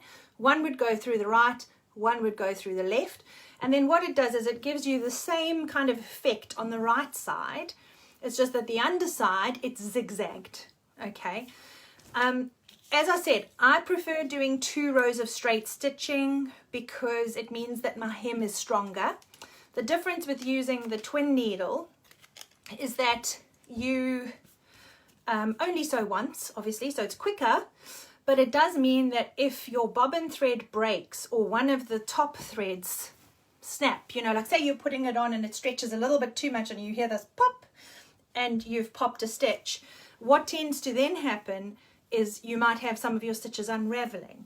Whereas if you do 2 straight rows like I've done, it's highly unlikely that you're going to pop a stitch and your hem will start unraveling. So I just find that this technique means that I have a stronger, better, longer lasting finish. But if you want to do twin needle is the way to go, and that's just for finishing, okay? So we don't actually sew with this when we're putting the garment together. You will switch over onto this needle at the end when we're turning up the hem allowance. So 3 different types of needles depending on your fabric. You've got jersey, ballpoints for knitted fabrics that are predominantly cotton rich or viscose rich or modal, so your natural fibers. Anything that is very synthetic, 4-way stretch that has a lot of lycra, or it could even be 2-way stretch but it has a lot of lycra within the composition of the fabric, then you're going to need stretch needles. And as I said, if you want to use the twin needle for doing your hems, the twin needle can be used for doing your hems. So any questions on needles? If not, I'm going to walk you through to the fabric room and I will just talk you through a few of the fabrics that we have. I've been closing myself up here, so I'm just going to take you through into the fabric room and then I can talk you through a few of the fabrics. So bear with me while I do this. Just make sure I've got you all. Universal needles. So Anna's asking, can excuse me, can you use universal needles from Schmetz? Yes, you can, but if you find that they may not work, depends totally on the fabric. So if you find that you're getting mixed, if your stitches are skipped, so if you're getting slightly skipped stitches, then I would say definitely switch over your needle. So it might be worth kind of testing that before the actual start of the lesson. So just check your tension, check your stitches, check, you know, just run a little section of fabric through the machine to see how it behaves itself really. And if you do find that you're getting skipped stitches, then probably worth switching the needle over. So for sateen, so is that a stretch satin, Jackie? You're asking about stretch satin. Donalyn, how many fabric rooms do you have? Can't wait to visit. Well, we have 2 sewing rooms, and the room I was in is really the pattern cutting room. We've got some fabrics in there. We've got fabrics here. This is kind of the main room. It's like kind of wall to wall fabric. So we've got fabrics there and on this side. So, and then, yeah, so it's pretty much 2 to almost 3 of the rooms. Oh dear, the light's gone all funny. Okay, so Jackie's asking for sateen. Okay, so for sateen fabric, so a fabric that is, you would probably use, so satin you could use a universal. Again, it depends on how thick the fabric is as to what weight needle you want to use. So Microtex is also a really good option to use on kind of your very tightly woven fabrics like satin. You don't end up getting puckering. And I must say, actually, making sure that your needles are sharp is also really important, because if you're using a blunt needle, what will happen is the needle will penetrate the fabric and then it'll pull it up and bunch it and kind of create a pull in your fabric. So if you're working with satin, for example, I've got a satin here. This is a satin, and this is actually a stretch satin. So this is quite a stretchy satin. So this has got quite a lot of lycra in it. This I would actually use the stretch needle in. But if I was using a woven satin, for example, this is a satin lining, so it's a satin lining, I would actually use a Microtex needle on this because the weave is tighter. Okay, I hope that helped answer your question, Jackie. Okay, so who's ready to talk about some fabricos? So we have actually quite a wide selection of knitted fabrics online. What I'm going to do is just pull out a few. Sorry, the light is going a bit odd now, but I'm going to pull out a few and come closer to the camera so you can see the prints a bit better. Plains, so we'll start off with some prints. So this is a rather fun jersey. So this is a cotton jersey, okay. A lovely blue and navy, okay, with like a cream leopard spot. So this has got a good level of stretch.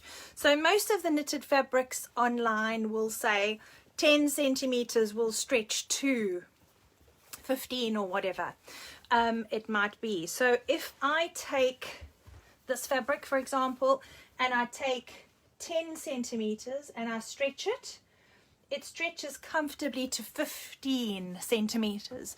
So what that means is that it has a 50% level of stretch. It's the easiest way to work it out is you just take 10 centimeters of the fabric and you'll start one end of the ruler. I don't have a smaller ruler here, so let me try and do it this way. Always trying to figure these things out. Okay, let's jam that there. So if I put that on the edge there, and oh dear, try that again. Okay, so if I put this on the edge, and I'm looking for 10. Okay, so 10 centimeters unstretched. And if I now stretch that, see, it comfortably goes to 15 centimeters. So I would say this has got 50% stretch. If it is that you stretch it to 12 centimeters, it's only got 20% stretch. So what you also want to do is make sure that you measure the fabric of your vest top. This is really important. Measure the fabric of your vest top. Take 10 centimeters, hold it on the end of the ruler, and take that 10 centimeters and stretch it further. See how far it stretches. And you want to actually choose a fabric that has a similar level of stretch. Okay, that way you make sure that it's going to be a true fit. Okay, so that you're choosing a fabric with a similar level of stretch. If it is that the fabric you buy is definitely a lot more stretchy, it's not a problem. It just means that it will be looser on the fit.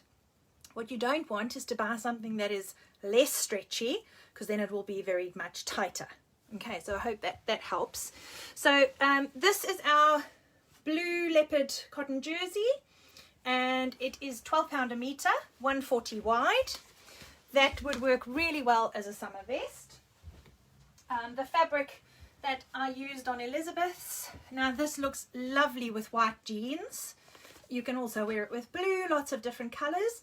And this is our pastel floral stretch cotton. Okay, 15.50 a metre, and this is a really good weight. Okay, again, a good level of stretch. I've actually made myself a top. If you look on our Facebook, you'll see I've made myself a top in this one too. So that's a lovely fabric. If you're into animal prints, we do have a few others. This is a lovely bright red, and this has got a lovely little bit of gold. I'm just going to wait for the camera to sort itself out with the lighting. This is our red glitter animal viscose jersey. So it's a cotton jersey, sorry. So cotton rich, 16.50 a metre, and again also a really good level of stretch to this fabric. This would look lovely with black denims or even with shorts. So it would look really, really nice with some shorts. I'm going to move on to some viscose jerseys now. So I've got this one, which is, if you like colour, there's quite a few different shades in this viscose jersey. So this is a really nice, this is Romance in the Air viscose jersey. And it's viscose and elastane, and again a really good weight. Now that you can see the difference with viscose jerseys is they've got a really good handle, so they really hang and drape beautifully. Good level of stretch, so the elastane content is great, so it gives it a good level of stretch, and you can see that it just hangs so beautifully. So something like this, you wouldn't want it skin tight, you'd want it to just kind of skim your body, but a really, really pretty fabric. And again, viscose jerseys are really nice and soft. If you love blue, this is a lovely option. There's a little bit of blush in this, a kind of Air Force blue, navy. This is our navy dots and dabs, £16 a metre, and again also a really good weight. So again, would work beautifully as a summer vest. So you can just see that I'm holding up double, and again a good level of stretch to that fabric.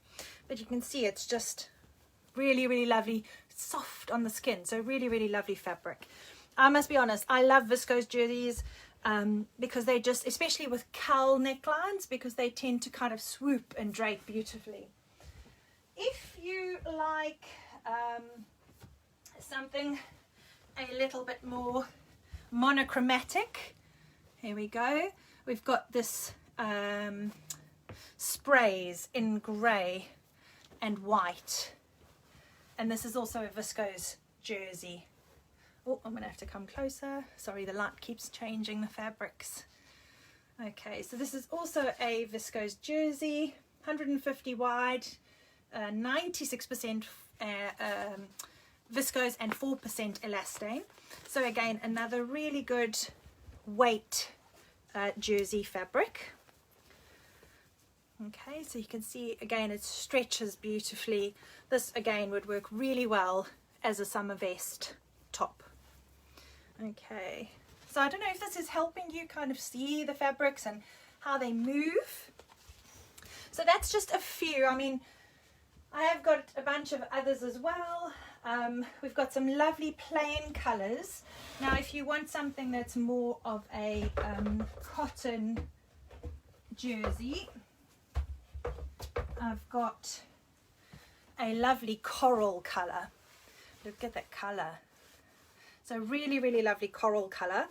And this is a cotton jersey again. So a plain cotton jersey. And so if you look at that, Again, also another really good level of stretch. And again, your cotton rich fabrics just tend to regulate your body temperature a bit better as well. So again, that color, and I've got the same quality fabric in a minty green. So similar to the color of the lace. Wait for this to, might have to cut, yeah, there we go. So this is like a minty green color. And this is also in a, this is called dark mint cotton jersey. And these are $12.50 a meter. So you'll find all of these online. If you want, I also have it in the cerise and a kind of teal turquoise color. So I've got it in a lovely cerise pink and in a lovely peacock turquoisey color.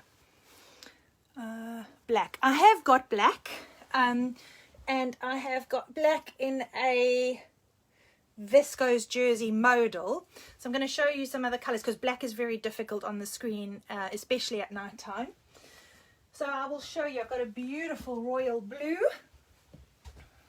and this is a viscose modal. Yes, a modal and elastane, sorry. So again, wait for, I mean, it's such an intense color. It's just stunning. And this I have in black. So just wait for the camera to catch up. I think, yeah, oh, see, it changes the minute I bring it up. So I'm going to hold it down here because it tends to be a little bit more true to the color, but very stretchy. So Jackie, this would definitely work. I've got this in black.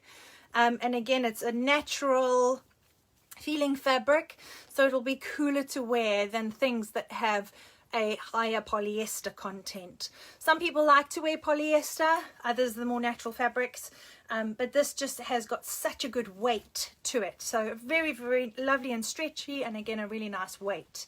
And that is the modal, this is royal blue tencel modal jersey.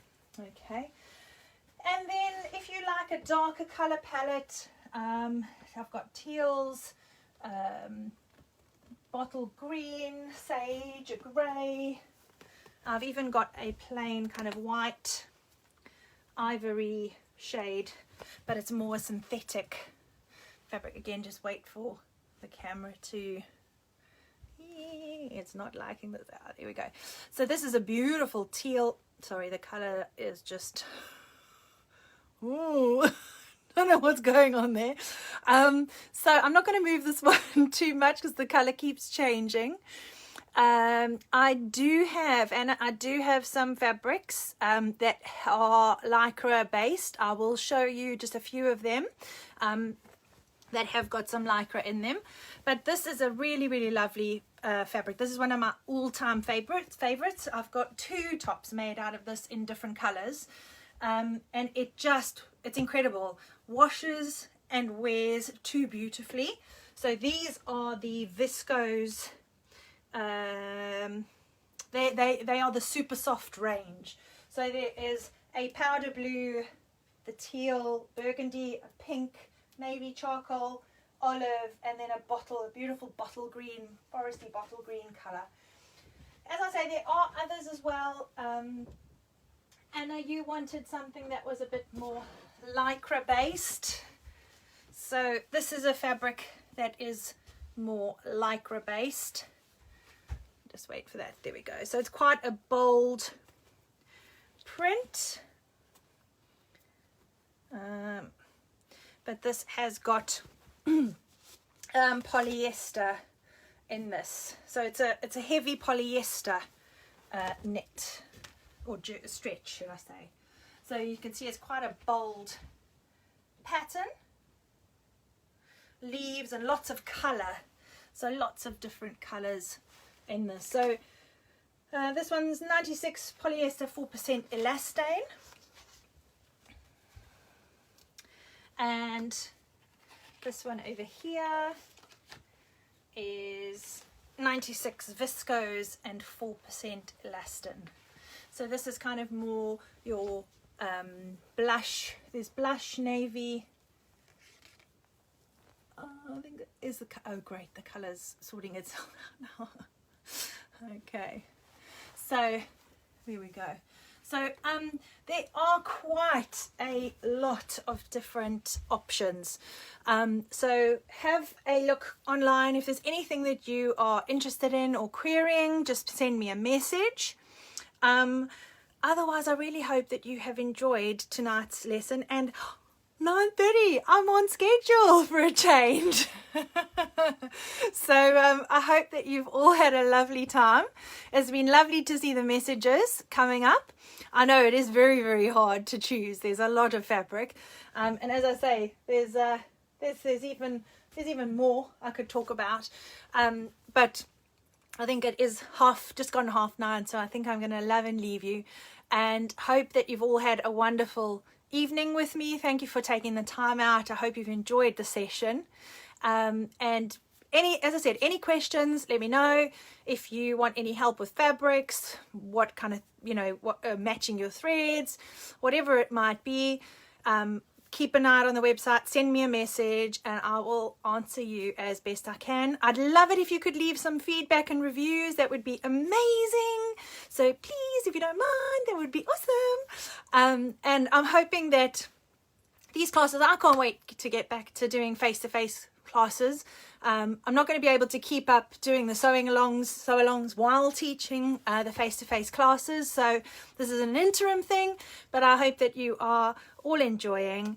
And thank you for joining me tonight. And I hope you all have a fantastic rest of the week.